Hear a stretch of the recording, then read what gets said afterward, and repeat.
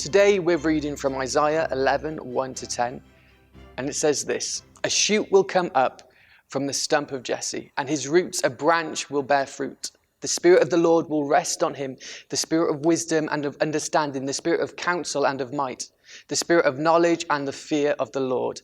And he will delight in the fear of the Lord. He will not judge by what he sees with his eyes or decide what he hears with his ears, but with righteousness he will judge the needy. With justice he will give decisions for the poor of the earth. He will strike the earth with the rod of his mouth, and the breath of his lips he will slay the wicked. Righteousness will be his belt, and faithfulness the sash around his waist. The wolf will live with the lamb, the leopard will lie down with the goat, and the calf and the lion will feed, and the yearling together.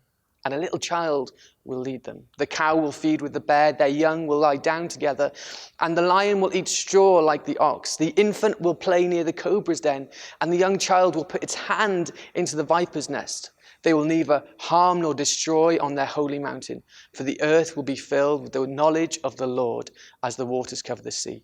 In that day, the root of Jesse will stand as a banner for the peoples. The nations will rally to him, and his resting place will be glorious."